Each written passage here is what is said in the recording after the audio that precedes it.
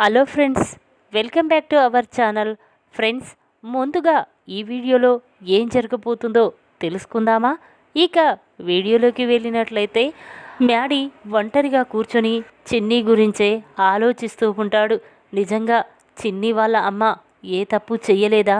నేనే చిన్నిని అపార్థం చేసుకుంటున్నానా? ఎలా ఎలా తెలుసుకోవాలి? అసలు ఏం జరుగుతుందో కూడా నాకేమీ అర్థం కావడం లేదు అని చెప్పి ఆలోచిస్తూ ఉండగా ఇక అది చూసిన చిన్ని కూడా తన మనసులో, మ్యాడీ నేను ఏ తప్పు చెయ్యలేదు, మా అమ్మ నిర్దోషి, ఎలాగైనా అతి తొందరలోనే మా అమ్మ నిర్దోషి అని నీ ముందు నిరూపిస్తాను. కానీ స్వామీజీ చెప్పినట్టు నీకు మొదటి భార్య చనిపోయే గండం ఉందంట. అది తెలుసుకొనే కావాలనే మన ఇద్దరి పెళ్ళి జరిపించారు. అందుకే నేను చనిపోయేలోగా మా అమ్మ ఏ తప్పు చేయలేదని నేను నిరూపిస్తాను మ్యాడీ అని అనుకుంటూ అక్కడి నుంచి వెళ్తూ ఉంటుంది. ఇక ఇంతలోనే నాగవల్లి దేవ ఇద్దరు రూమ్లో మాట్లాడుకుంటూ ఉంటారు. ఇక అది విన్న చిన్ని ఏంటి ఏం మాట్లాడుకుంటున్నారు అని చెప్పి ఇక పక్కకి చాటుగా ఉండి వింటూ ఉంటుంది. ఇక నాగవల్లి, చూడు బావా, స్వామీజీ చెప్పినట్టు ఆ చిన్నికి ప్రాణగండం ఉందని చెప్తున్నాడు. అందుకే ఎంత తొందరగా వీలైతే అంత తొందరగా ఆ చిన్నిని లేకుండా చెయ్యాలి. ఆ స్వామీజీ చెప్పినట్టు ఒకవేళ దానికి గండం తప్పిపోతే ఇక మ్యాడీని, ఆ చిన్నిని ఎవ్వరూ విడదీయలేరని కూడా చెప్పారు కదా. అందుకే మనం ఎంత తొందరగా ఆ చిన్నిని లేకుండా చెయ్యాలి అని చెప్పి నాగవల్లి చెప్పగానే అప్పుడు దేవా కూడా, అవును నాగవల్లి, నేను కూడా అదే అనుకుంటున్నాను. ఇన్ని రోజులు నీ వల్లే ఆ చిన్ని వైపు కూడా నేను వెళ్ళలేదు. ఇక ఆ చిన్నిని తొందరలోనే పైకి పంపిస్తాను అని చెప్పి ఇక అనుకుంటూ ఉంటాడు. ఇంతలోనే ఆ మాటలు విన్న చిన్ని మాత్రం చాలా బాధపడుతూ ఉంటుంది. అంటే స్వామీజీకి అన్నీ తెలుసు. నేను కూడా మ్యాడీని తీసుకొని స్వామీజీకి దగ్గరికి వెళ్తే నిజం తెలుస్తుంది కదా. ఆ ద్వారానైనా ఇక మా అమ్మ ఏ తప్పు చెయ్యలేదని నమ్ముతాడు కదా అని చెప్పి ఇక చిన్ని, సరే ఏదో ఒకరోజు నేను మ్యాడీని తీసుకొని ఆ స్వామీజీ దగ్గరికే వెళ్తాను అని చెప్పి అనుకుంటూ ఆఫీస్కి వెళ్తూ ఉంటుంది. ఇక అది చూసిన ప్రమీల, అమ్మ చిన్ని నీతో మాట్లాడాలి అనగానే అప్పుడు చిన్ని, ఏంటత్తయ్య దేని గురించి అనేసరికి ఇక ప్రమీల చిన్నిని తీసుకొని గదిలోకి వెళ్తుంది. ఇక అది చూసిన శ్రేయ, లోహి మాత్రం ఇదేంటి ప్రమీల ఆంటీ మా చిన్నిని తీసుకొని గదిలోకి వెళ్తుందేంటి, ఏం చెప్తూ ఉంటుంది అని చెప్పి ఇక వాళ్ళు కూడా వాళ్ళ వెనకాలే ఫాలో అవుతూ ఉంటారు. ఇక ప్రమీల చిన్నిని తీసుకొని గదిలోకి వెళ్ళి డోర్ వేస్తుంది. ఇక అది చూసిన లోహి, శ్రేయ ఒక్కసారే షాక్ అవుతారు. ఇక లోహి మాత్రం, ఇదేంటి శ్రేయ, ఈ ప్రమీల ఆంటీ ఇలా తయారయ్యిందేంటి? మ్యాడీని, చిన్నిని శాశ్వతంగా విడదీయాలని మనం చూస్తున్నాం. కానీ ప్రమీల ఆంటీ వాళ్ళని ఇద్దరిని ఒకటి చెయ్యాలని చూస్తుంది. ఎలాగైనా ఆ ప్లాన్ ఏంటో తెలుసుకోవాలి అని అనుకుంటూ ఉంటారు. ఇక ఇంతలోనే ప్రమీల, చూడు చిన్ని, నువ్వు ఇలా మ్యాడీని వదిలేసి ఎక్కడికి వెళ్ళకూడదు. మ్యాడీ దగ్గరే ఉండి నువ్వు మ్యాడీని జాగ్రత్తగా చూసుకోవాలి. టైంకి మెడిసిన్ ఇవ్వాలి, టైంకి పాలివ్వాలి. అలాంటి మ్యాడీని వదిలేసి ఆ పరిస్థితుల్లో ఉంటే నువ్వు బయటికి వెళ్ళడమేంటి? వద్దు, నేను చెప్పినట్టు నువ్వు మ్యాడీ దగ్గరే ఉండి జాగ్రత్తగా చూసుకో అని చెప్పి ప్రమీల అంటుంది. ఇక ఆ మాటలు విన్న చిన్ని ఆలోచిస్తూ, సరే అత్తయ్య, మీరు చెప్పినట్టే చేస్తాను. ఇక నేను మ్యాడీ దగ్గరే ఉండి మ్యాడీని చాలా జాగ్రత్తగా చూసుకుంటాను అని చిన్ని అంటుంది. ఆ మాటలు విన్న ప్రమీల చాలా సంతోషపడుతూ ఉంటుంది. ఇక ఇంతలోనే ప్రమీల డోర్ తీసేసరికి అక్కడ లోహి, శ్రేయ ఉండడం చూసిన ప్రమీల ఒక్కసారే స్టన్ అయిపోతూ ఉంటుంది. ఏంటి ఇక్కడేం చేస్తున్నారు?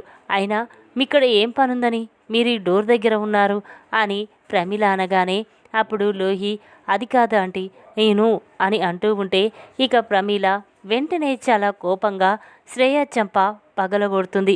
చూడు, ఇంకొకసారి ఇలా చాటుగా ఎవరి మాటలైనా విన్నావంటే నేను ఏం చేస్తానో నాకే తెలియదు.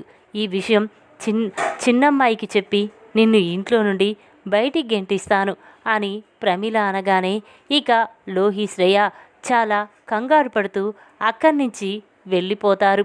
ఇక అది విన్న చిన్ని అత్తయ్య ఏంటత్తయ్య అనగానే అప్పుడు ప్రమీల అవునమ్మా, వాళ్లకు బుద్ధి రావాలంటే అలాగే చెయ్యాలి, లేకపోతే నిన్ను మ్యాడీని శాశ్వతంగా విడదీసి వాళ్ళు శ్రేయానిచ్చి మ్యాడీకి పెళ్లి చెయ్యాలని చూస్తున్నారు. అందుకే అలా కాకూడదనే నేను వాళ్ళకి వార్నింగ్ ఇస్తున్నాను అని చెప్పి ఇక ప్రమీల అంటూ ఉంటుంది. ఇక అది విన్న అందరూ కూడా అక్కడి నుంచి వెళ్ళిపోతారు. ఇక చిన్ని మాత్రం మ్యాడీకి ఎలా నిజాన్ని నిరూపించాలి అని చెప్పి ఇక వెంటనే మ్యాడీని తీసుకొని నేను స్వామీజీ దగ్గరికే వెళ్తాను, అక్కడికి వెళ్ళి స్వామీజీ ద్వారానే నేను నిజస్వరూపాన్ని నిరూపిస్తాను అని చెప్పి ఇక వెంటనే చిన్ని కావేరి ఫోటో తీసుకొని ఇక మ్యాడీని తీసుకొని అక్కడి నుంచి వెళ్తూ ఉంటుంది. అది విన్న మ్యాడీ ఎక్కడికి చిన్ని నన్ను తీసుకెళ్తున్నావు అనగానే అప్పుడు చిన్ని అదేంటి మ్యాడీ అలా మాట్లాడుతున్నావు, ఈరోజు నీకు చెకప్ ఉంది కదా, హాస్పిటల్కి తీసుకువెళ్ళాలి కదా, అందుకే నేను హాస్పిటల్కి తీసుకువెళ్తున్నాను పద అనేకనే. అప్పుడు ఇంతలోనే నాగవల్లి దేవా అక్కడికి వచ్చి చూడు మ్యాడీని మేము తీసుకువెళ్తాం, నీకేం అవసరం నువ్వులే అని చెప్పి అంటూ ఉంటే అప్పుడు చిన్ని చూడు మ్యాడీ నా భర్త, నేను మ్యాడీ భార్యని, అన్ని పనులు దగ్గరుండి చూసుకోవాల్సింది నేనే, మీకు ఎలాంటి హక్కు లేదు, నేనిప్పుడు మ్యాడీని హాస్పిటల్కి ఖచ్చితంగా తీసుకువెళ్ళాలి అని చెప్పి ఇక చిన్ని మ్యాడీని తీసుకొని హాస్పిటల్కి అని చెప్పి స్వామీజీ దగ్గరికి వెళ్తూ ఉంటుంది. ఇక అది చూసిన మ్యాడీ ఇదేంటి ఇటువైపు వెళ్తున్నావేంటి, హాస్పిటల్ ఇటు కదా అనగానే అప్పుడు చిన్ని మ్యాడీ నేను చెప్పింది కాస్త విను, ఆకు ఎందుకు తొందరపడుతున్నావు, హాస్పిటల్కే తీసుకువెళ్తున్నాను కదా అని చెప్పి ఇక చిన్ని వెంటనే ఆ పూజారి గారి దగ్గరికి తీసుకువెళ్తూ ఉంటుంది. అది చూసిన మ్యాడీ ఇదేంటి ఆశ్రమంకి తీసుకొచ్చావేంటి అనగానే అప్పుడు చిన్ని మాత్రం మ్యాడీ మా అమ్మ ఏ తప్పు చెయ్యకున్నా నువ్వు మా అమ్మని తప్పు పడుతున్నావు, అందుకే ఇక్కడ ఆ స్వామీజీ అన్ని విషయాల గురించి చెప్తాడంట, అందుకే స్వామీజీ దగ్గరికి నిన్ను తీసుకొచ్చాను అని చెప్పి ఇక చిన్ని అనగానే ఆ మాటలు విన్న మ్యాడీ ఏంటి స్వామీజీ నిజం చెప్తాడా, ఎలా చెప్తాడు అనగానే అప్పుడు చిన్ని పద లోపలికి వెళ్దాం పద, అక్కడికి వెలిస్తే కదా తెలిసేది అని చెప్పి ఇక మ్యాడీని తీసుకొని లోపలికి వెళ్తుంది. ఇక అక్కడికి వెళ్ళి స్వామీజీ ముందు కూర్చొని స్వామీజీ నీతో కొన్ని విషయాలు చెప్పాలని వచ్చాను, నా మనసులో చాలా బాధగా ఉంది, నా బాధని అర్థం చేసుకోండి, నేను అడిగే వాటికి ప్లీజ్ చెప్పండి స్వామీజీ అనగానే అప్పుడు స్వామీజీ ఏంటమ్మా ఎందుకు అంతలా బాధపడుతున్నావు, చూడు నిన్ను ఎవరు తప్పు పడుతున్నారో వాళ్ళే నిన్ను అర్థం చేసుకునే రోజు తొందరలోనే వస్తుంది అని స్వామీజీ చెప్పగానే ఆ మాటలు విన్న చిన్ని చాలా సంతోషపడుతూ ఉంటుంది. అదేంటి స్వామీజీ నా భర్తే నన్ను అర్థం చేసుకోలేకపోతున్నాడు, వాళ్ళ అమ్మని మా అమ్మ చంపిందన్న ఒకే ఒక కారణం చేత ఒక హంతకురాలి కూతురు నాకు భార్య అయ్యిందని ఒకే ఒక కారణం చేత నా భర్త నన్ను తప్పు పడుతున్నాడు. స్వామీజీ మీకు అన్నీ తెలుసు కదా, అన్ని విషయాలు మీకు తెలిసే ఉంటాయి, చెప్పండి స్వామీజీ మా అమ్మ ఏ తప్పు చేసిందో చెయ్యలేదో మీరే నిజం చెప్పండి అని చిన్ని అనగానే ఇక ఆ మాటలు విన్న స్వామీజీ చూడమ్మా మీ అమ్మ ఏ తప్పు చెయ్యలేదు అనేసరికి అప్పుడు మ్యాడీ అదేంటి స్వామీజీ మీరు కూడా అలాగే మాట్లాడుతున్నారు, లేదు వాళ్ళమ్మ తప్పు చేసింది, సాక్ష్యాధారాలతో సహా మా నాన్న నిరూపించాడు, వాళ్ళమ్మ చేసిన తప్పుకి శిక్ష కూడా అనుభవించింది, అలాంటిది మీరిలా మాట్లాడడం నాకేమీ నచ్చలేదు అనగానే అప్పుడు స్వామీజీ చూడు నాయనా నువ్వు చాలా భ్రమలో ఉన్నావు, ఆ తప్పు ఆవిడ వాళ్ళమ్మ చెయ్యలేదు, కావాలనే వాళ్ళమ్మని ఎవరో ఇరికించారు అని చెప్పి ఇక స్వామీజీ అంటూ ఉంటే అప్పుడు చిన్ని మాత్రం వెంటనే తన దగ్గర ఉన్న కావేరి ఫోటోను చూపించి ఇదిగో స్వామీజీ ఈవిడే మా అమ్మ గురించి నీకు మనసారా చెప్పుకోవాలని బాధతో వచ్చాను అని చెప్పి ఇక చిన్ని ఆ ఫోటో తీసి స్వామీజీకి చూపిస్తుంది. ఇక అది చూసిన స్వామీజీ చూడు నాయనా ఈవిడ గురించి నువ్వు తప్పుగా అర్థం చేసుకుంటున్నావు. పాపం తన బిడ్డ కోసం ప్రాణాలే వదిలేసిన ఈవిడ తన తల్లి ప్రేమకు నిన్నెందుకు దూరం చేస్తుంది? ఒక్కసారి అర్థం చేసుకో. ఆవిడ ఏ తప్పు చెయ్యలేదు. కావాలనే ఆవిడని ఎవరో వాళ్ళ దూరం చేశారు. కానీ మీ అమ్మని చంపింది ఈవిడ కాదు అని చెప్పి ఇక చేతిలో ఆ స్వామీజీ దేవా మాడి వాళ్ళ అమ్మని చంపుతున్న వీడియోని మొత్తం మ్యాడీకి చూపిస్తాడు.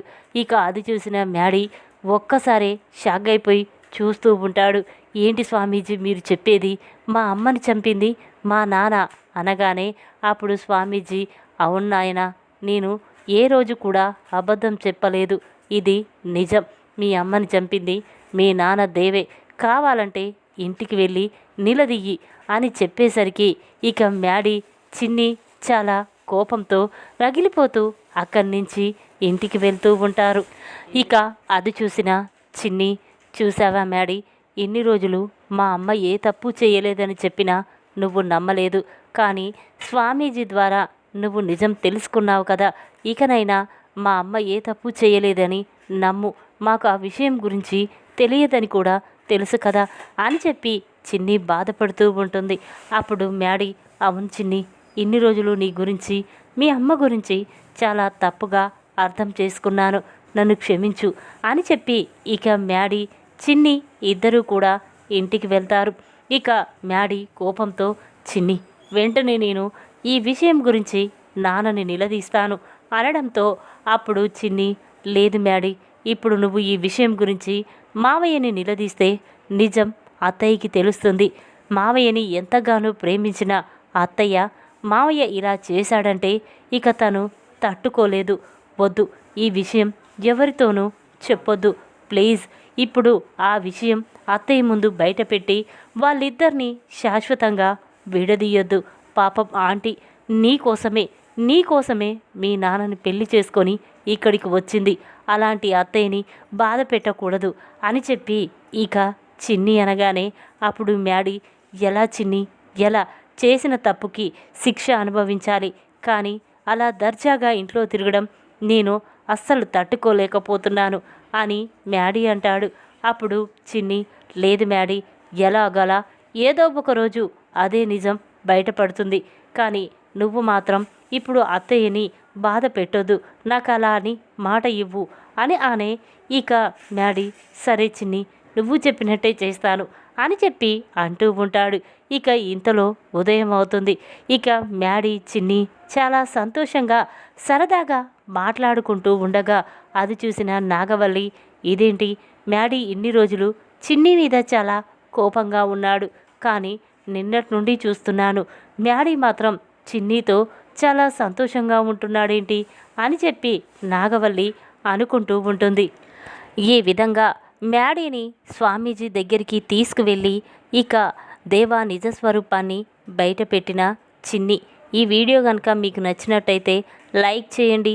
మరిన్ని వీడియోల కోసం మా ఛానల్ని తప్పకుండా సబ్స్క్రైబ్ చేసుకోండి. Thanks for watching.